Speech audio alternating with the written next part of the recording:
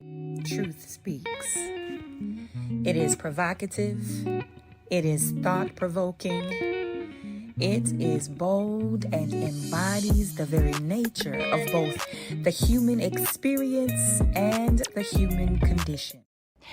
All right, folks, welcome to the Truth Speaks podcast, where truth is shared through real conversations with real people. I'm your host, Dee Mosley, and we're broadcasting from YD Creative Studios. Joining us today is a fabulous professional young lady who is always oh so fly. Joining us today is Jazzy Johnson. How you doing today, Jazz? Good, Dee. Thank you for having me. Absolutely. I appreciate you sitting on the sofa with me today. Pleasure. All right, so listen, y'all, before we get into a deep dive in conversation with Jazz, what we do is, y'all know by now, we go into reading their bio so you can add a little bit of context so you'll know a little bit about who we're talking to. So we're going to do that right now. So Jazzy A. Johnson is an emerging author, mental health nurse, and self-love coach with a powerful, powerful story of resilience and faith. In her new book, Love After War, she courageously shares her journey of breaking free from the chains of narcissistic abuse and generational trauma. Through raw personal experiences and deep biblical reflections, she explores themes of forgiveness, restoration, and spiritual warfare. Her story is not only one of survival, but of rediscovering purpose and hope through a renewed relationship with God. Combining her diverse skills and life experiences, Jazzy empowers others to heal, grow, and embrace self-love. How about that, girl? I'm so excited for you with everything that you're doing. Thank you. So let's get started. Let's jump into this conversation.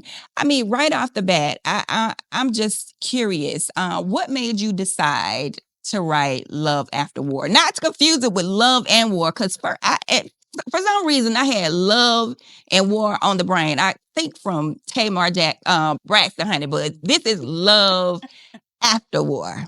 I actually initially that was the name of the book. It was Love and War. but I changed it to Love After War. Yeah, honey, because Tamar would have been like, wait, cease and desist. Who is this? Love After War. I love the name, by the way, you. first of all. But what pulled you towards penning your story and some of the things that you've been through? I think I wanted to give voice to just the emotional turmoil, the pain and confusion, and also the healing that we deal with after going through a narcissistic situation. Whether it was you dealing with a parent or a spouse that was narcissistic. Um, I think my journey tells a lot about restoration. So Right. I just wanted to give people wanted people to see that they can pull through. There's hope at the end of the tunnel. And I also wanted people to know how amazing God is. He Isn't always comes he? through. Every time, even when we're not looking for him, or our focus is not necessarily him. Of course, we know he's there, but when we're going through whatever we're going through, Right. our brain, I mean, let's just be honest. A lot of times, it's just not solely focused on him. Right. It's focused on what's in front of us, right? Right. So let's talk a little bit about your story. I mean, you just said that you wanted people to kind of have a compass from where you've been. Let's talk a little bit about it. You just came out of a relationship, right? Right. It's been over 2 years now. Really? Time has Time yeah, time flies. flies. Time flies, yeah. But it's been over 2 years now. But yeah. Um it's still recent, it's still kind of Yeah, that's still new. That's yeah. new, but and with the busyness of life, time Right. kind of, you look up and it's 5 years later, 10 years Right. later. But okay, so in saying that, where at what moment? It's been 2 years that you were in what you've said a lot, no secret that you were in a narcissistic relationship. But at what moment in that particular relationship did you decide to break free from it all? Um we were in a situation, and I think that I just started to see him for who he really was. And it also had to do with the like I think I had strayed so far away from God, and I started to lean into God. Mm. Once we got in this certain situation, you'll have to get the book to really, understand exactly what I'm talking to, because I reference this in the book as well. Mm-hmm. But I started to lean into God. I actually attended one of your events. I think it was Bloom Sis or so, one of them. Wow. And I didn't realize how much I missed God. Like Wow. the spirit just really touched me, and I kind of broke down at that event. I think I I remember think that. Ravenheart was sitting next to me, and I just could not stop the tears from flowing. It was the Bloom It was brunch. the Bloom brunch, and I think that really changed my life. So thank Wow. you for that.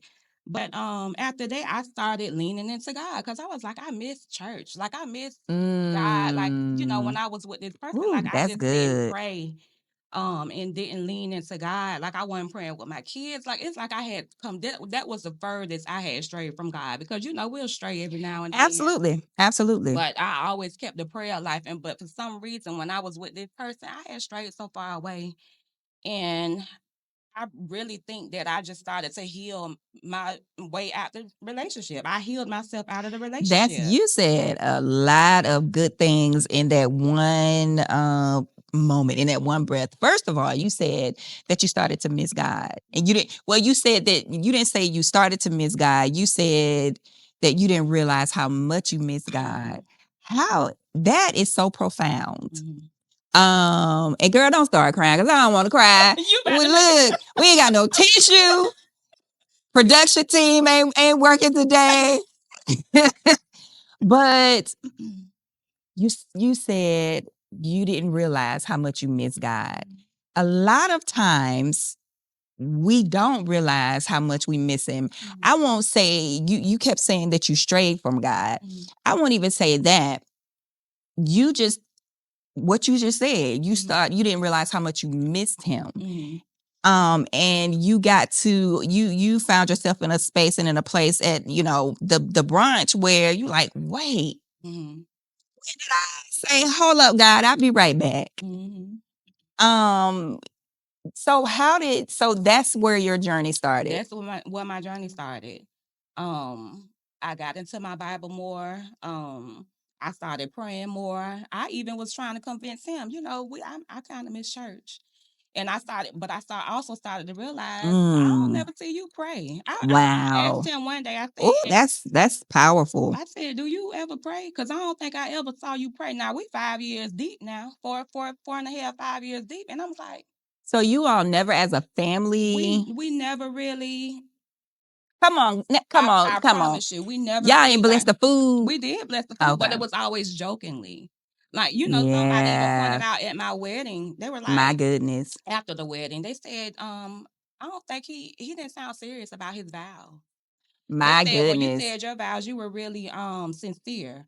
But it's almost like he was playing. But that's how it always was when we Mm, prayed. Like it was just always joking, like jokingly, or it was just never serious. And I had started to ask him, because too I was building my business at this time too. right. And I had a business coach, Jasmine Morales, and the way she coaches in her bid in coaching us, she it was built upon God. It was like Yes, it was absolutely. Christian based. It was Mm-hmm. a Christian based coaching business group.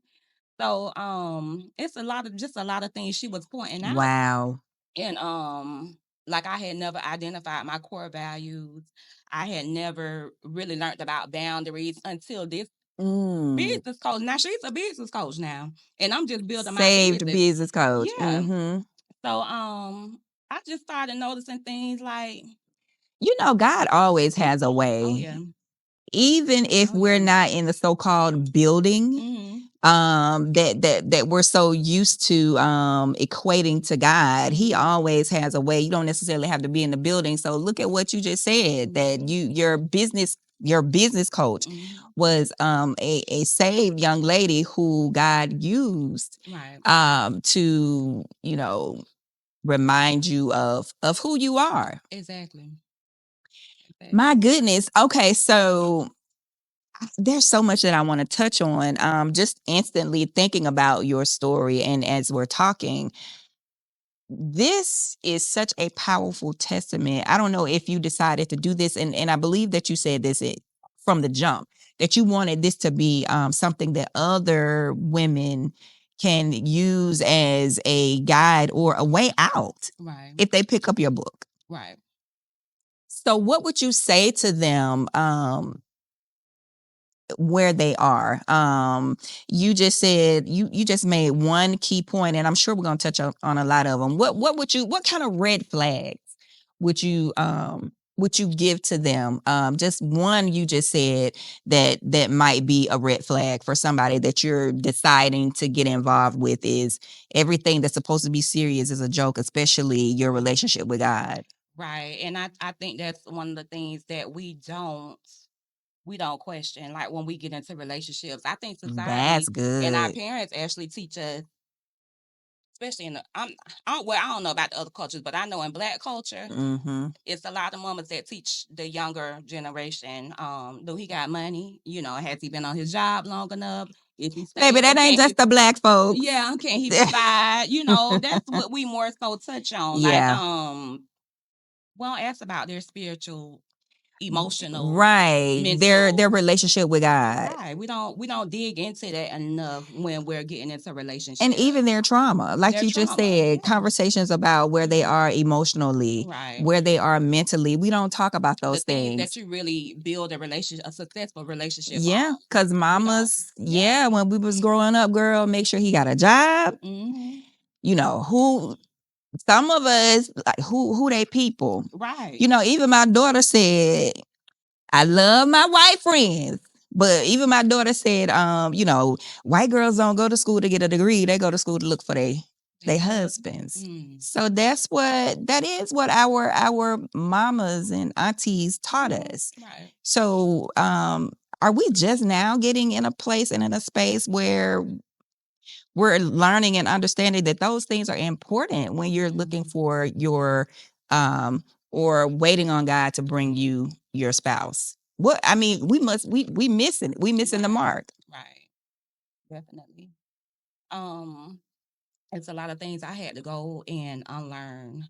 Unlearn, Right. yeah. And just gain an understanding, like lean into the Bible and really like just study my Bible, because all the answers are in the Bible. But we hardly ever study our Bibles, Do we think it's too even the hard? Christians. But Yes. it is though when you We got that mindset that yeah, it's too deep. yeah, like we don't. Do we make it But hard though? you got to do the research too. I Yeah. think you got to do the research and And the just work. right, I mean, right, just like any other relationship. right. Mm-hmm. But we're missing the mark because we haven't been doing the work in our relationships with the people that we say we love and Right. marry. So we missing the mark all the way around. Right. Let me ask you this: in love after war, and y'all ain't no secret, I got cue cards. But in love after war, you explore spiritual challenges and healing. What we've just been talking about. So how did these topics influence your personal growth, your spiritual walk with God, and your journey to healing? How did that influence what you decided to put in the book?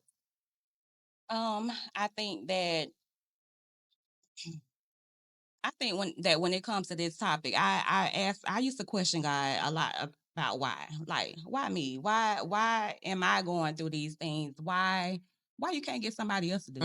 Like Get somebody else I'm to do it. I'm strong enough. I done overcame enough. So Right. why me? Why do I keep, why am I staying in these cycles? Like, why am I going backwards? Cycles. And I think that leaning into him, just studying my word and leaning into him, I got my answers. I know they say we can't question God, but sometimes we got, Yeah. yeah, take it to him. Take it Yes. like God, like I need He you. wants Like, us yes, he wants us to. to ask. He wants us to ask. So I think I found my purpose within that, asking those questions and just leaning into God. And I've grown, and I've just been growing spiritually because of that. And I was able to find my new purpose, like my purpose in Him.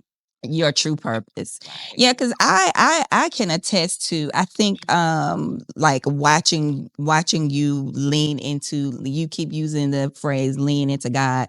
I can recall just watching you go, because it's no secret to us locals that you have been a makeup artist, and that was your focus for a while, but I began to see you tap into wanting to talk about the things that you've gone through personally.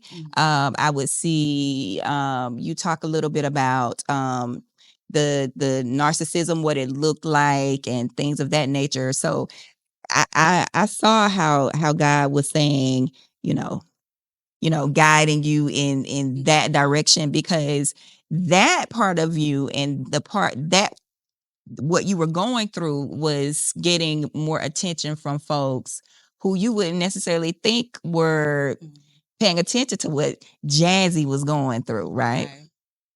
Right. And I think I built a lot of relationships too. I want to say that some of the women were even booking me because of the story, What the you were things talking I about, was sharing. because of your transparency. Right, That's because how I was God uses us. right, and my makeup sessions would turn into counseling sessions, and that's how I ended up getting into the coaching. Wow. Or they would hit me up even after they left my chair. They would hit me up personally to have these conversations with me. My Like, girl, goodness. I can relate to the same thing. Like, I didn't realize that I was dealing with a narcissist, but you kind of pointed out some things. Like, I just want to ask you about this, or I Wow. just want to do that. But with the business and even with the men, I realized that I learned. I've learned over the past 2 years that I had an idolatrous spirit. I Mm. idolized that man. I idolized that business. I put a lot of things before God. Wow. Because I think, in growing up, I had so many, due to the traumas and things that we had going on in my family, I had so many voids.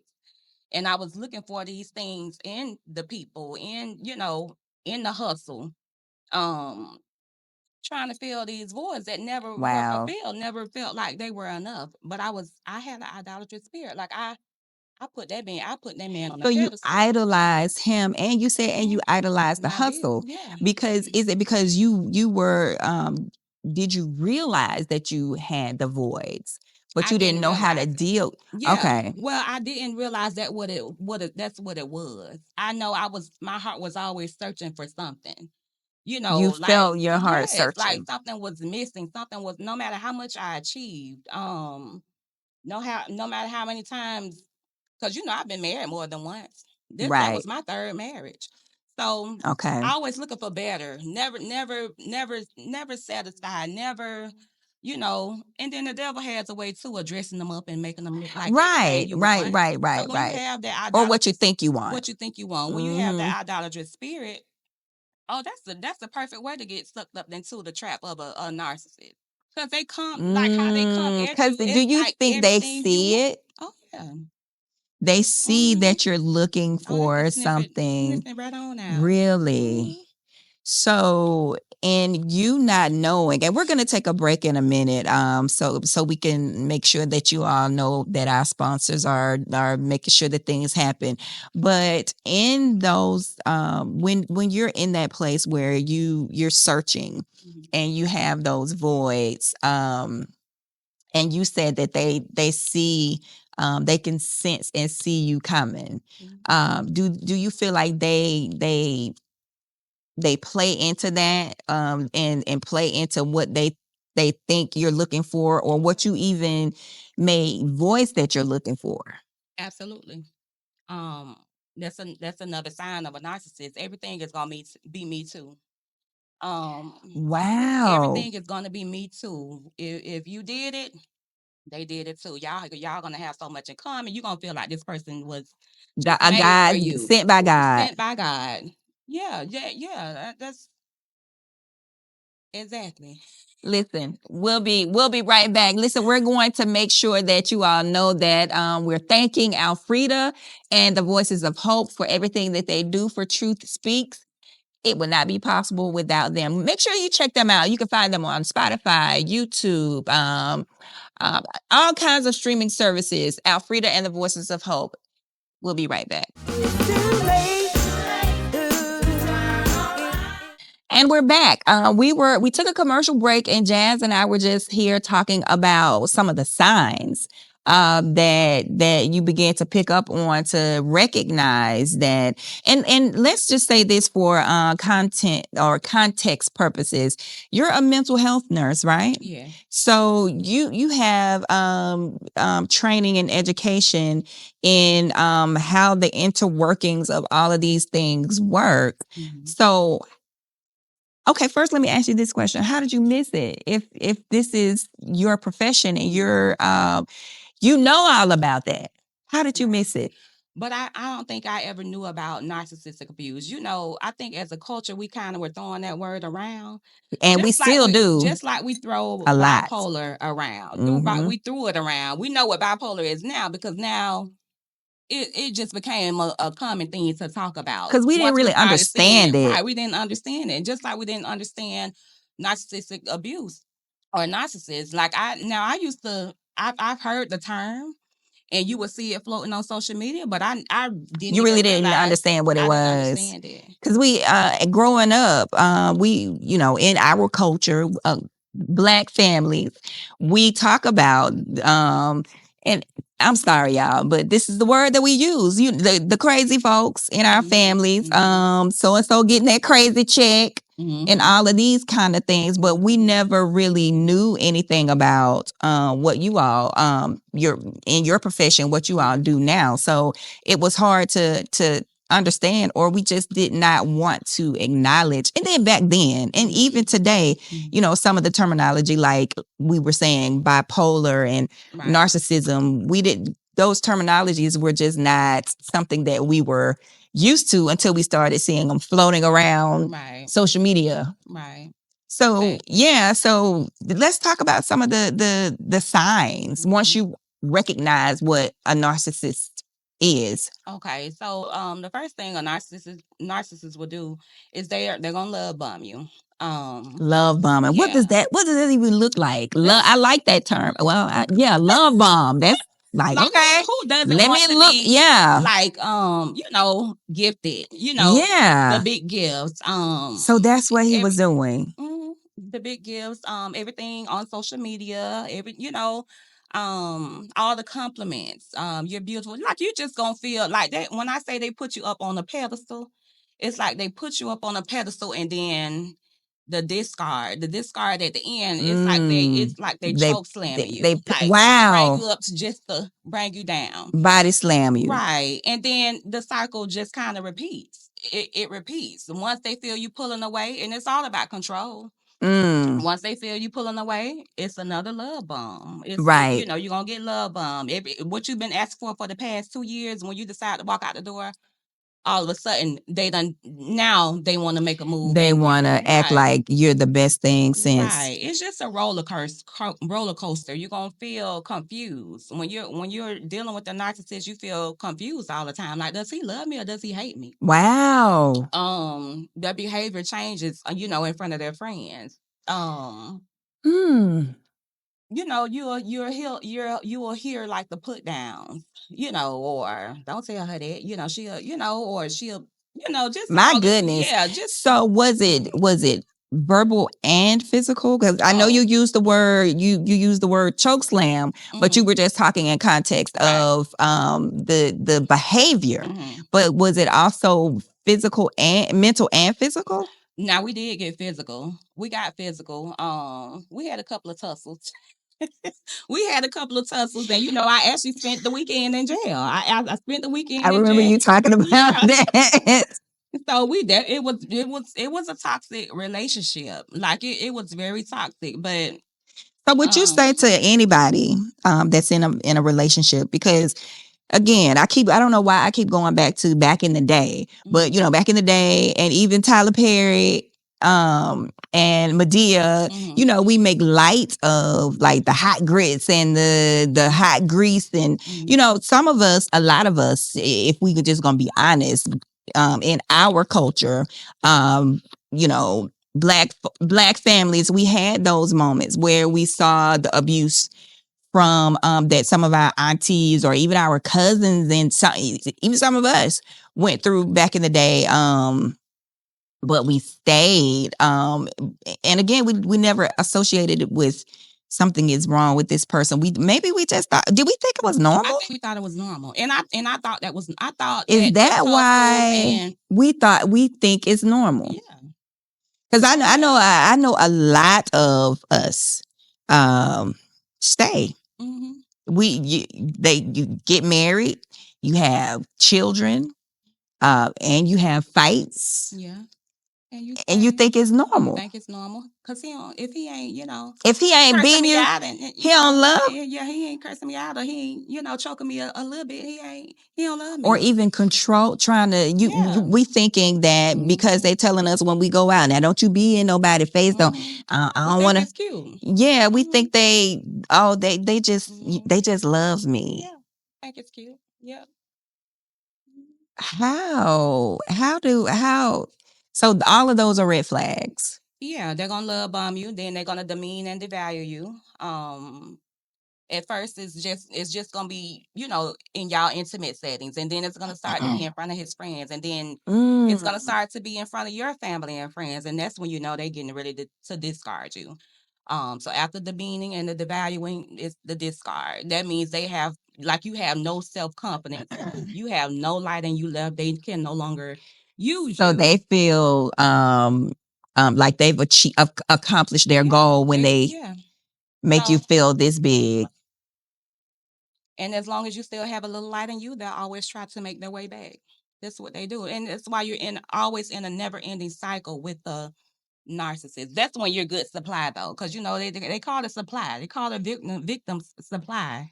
Girl, you teaching me something new. Yeah, they have good Like you the supply. plug. Yeah, good supply. And then they have the good supply. Those are the ones they're gonna marry. Because a narcissist is What do you known. mean when you say good supply? Good supply is Are you feeding their ego? Is that what you exactly you're feeding their ego. Like you make them look good. You're you like your make them trophy look wife. You make strong? them look strong. You make them everything that they portrayed to be. You make them look like that. Even if you're the one over here paying all the bills, you My make him look good. So goodness. he could brag and kind of tell the truth because he's attached to you and he's married to you that he has money because his wife has money. My goodness. So yeah. So let's talk about the trauma of all of that, not only for you, but for your children. And I'm saying this because I want to get into family trauma. Mhm. What did that look like overall for your family? And did that family trauma start for you in these relationships, or was it before? Your nails are gorgeous, by the way, honey. Thank We were you. just talking about, I don't want y'all to see my nails. But luckily, because they're clear, you can't see them. But your nails are fly, girl. Thank you. Um, family trauma. What did that look like for your kids? Um, my kids. Mm, I still deal with a lot of unforgiveness take your time. for myself. Like it was hard to forgive myself because everything I went through, my kids saw it, they witnessed it. And when I strayed from God, they strayed from God. Mm-hmm. And now, like, they're good, they're good, but it's like now I'm trying to get them back to God. Now I'm trying to You're doing the like, work. yes, and I just feel like they're older now, so I just can't make You them can't be get up like, and get up, y'all we get up and going to go. church. Yeah, but I'm noticing that when I get up and go, They do. Because they they want start it. asking, "Mark, can I roll with you? Can I?" They want But I God. don't make them do anything. I just try to be a light for my kids. Like I just try to set the right examples because they done been through hell and back with me. Not just in the relationships, but just just navigating through life and them trying to find their own way. So I just try to be the light for my kids, and the same thing same way I coach to my clients, I coach them the same way. And do you think as moms, especially Black mothers, I'm sorry, y'all, but this is the only way. This is we Black. That's where how I identify with our experiences. Mhm. Do you think that as moms, we have a lot of regret from the things that we, like you just said, you were just trying to navigate through life. But when you get through, God allows you or helps you get through that part of that leg of the journey. Do you find yourself looking back saying, how did I allow all of this, and my children were involved with this just as much as me? Yeah. Do you have a lot of regret? Yeah, I do. And that's the that's probably the only reason why I have the regret. Um, but I'm still grateful for all that I went through because I don't think I There, would have yeah, never fell into my purpose. I would have never, exactly. I would have never That's fell what I into was my about purpose. to say. I wouldn't be as close with God as I am now. Right. And you wouldn't be Um, walking in your I purpose. wouldn't be walking in my purpose. So I'm grateful for that. But I do feel bad that my kids, like, when I strayed from God, they strayed too. I used to we used to pray like all the time in a circle as a family, like my small kids. I used to. But you taught them. I did. So I mean, there's no. I know it's easier said than done because we all have regrets. Mm. But you taught them the way, so it's not like they don't know. Yeah. They know how to pray because mama prayed with them. And for all you know, and most likely they were praying for you in that situation. Yeah. This is I'm loving this. So you talk about forgiveness in your book. Mm-hmm. And we were just talking about you feeling bad and having regrets. So how do you tackle forgiveness? What is the focus in the book on? What do you say to the reader about forgiveness?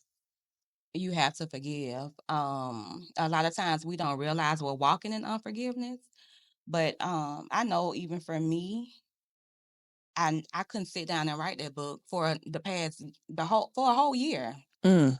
Because Did you know that did you have a unction that you feel like it was something that you wanted to do, but you couldn't? let me tell you, when I Wow. went to jail for that weekend, there was a lady that I met. Another she was there for like maybe 6 months. She was in jail, but Wow. her name is Jazzy Johnson, and was a prostitute on the street, and Okay. she was on drugs on the street. But me and her clicked, and she told me. Then she prophesied to me. She said, "You gonna write a book?" Look at God. And I had, I was feeling so down, but when she said that, it made me perk up a little bit. I think she planted that seed of hope in me, That was God. letting me know that I was gonna rewrite my legacy, like not to give up. Girl, that is a word. Rewrite your legacy. Yeah. What does that mean? Did y'all hear that?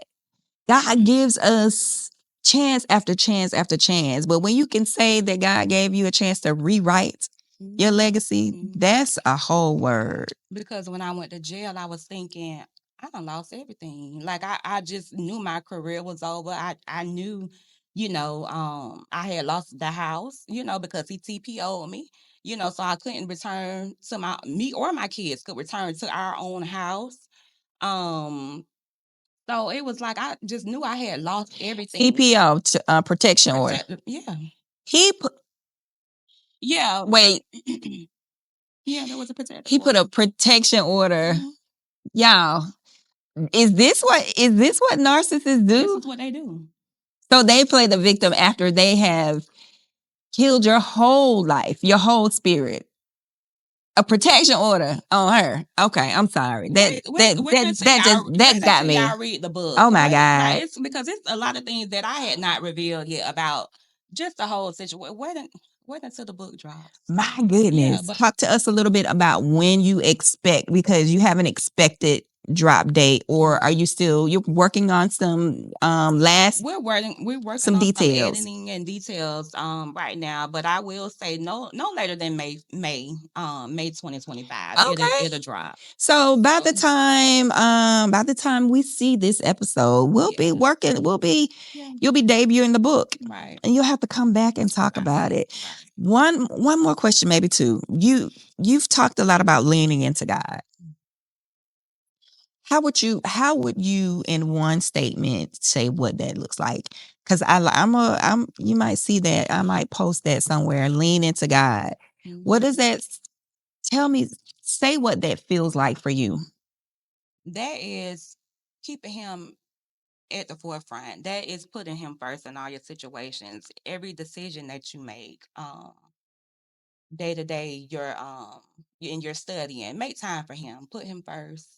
And before you make a move, just make sure you acknowledge him and ask him which way to guide you. I think that's what that means. You just got to lean into God. You got to trust him. I love it. I love everything about this conversation. With your beautiful self. Thank you. Listen, I'm not gonna let you leave the sofa before some guests I have on. I ask this question: what have you been paying attention to? I'm a newsie. Everybody knows I have a news background, so not as much though. Lately, have I been paying attention? I've been paying attention, but not a whole lot because it's a lot. It's a lot. Not only do we have to deal with our own stuff, then we got to walk out the door and deal with this madness. What have you been paying attention to lately? I do not watch the news just because of that. I heard a lot of people say that. How do you stay aware?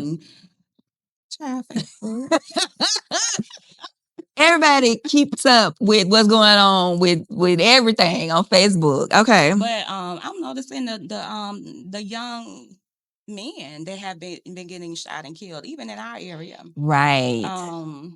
The siblings and I know I saw that. Yeah, like I'm noticing a lot of just teenage violence and stuff like that. That's a whole nother conversation. Yeah. Like how that's a cycle that we gotta work on breaking it, y'all. I don't know what we gotta do, how we gotta do it. I definitely think we gotta lean back into God like we used to back in the day, because I just really feel like he's just like we used to back in the day. Because we did like have our kids in church, and that's right. And my mama, she didn't take us to church every Sunday, but she took us. And like you said, back in the day, it was like, I don't care where you was at last night. I don't care if you got in here at 2:00 in the morning. We going to church. Yeah. Lean into God.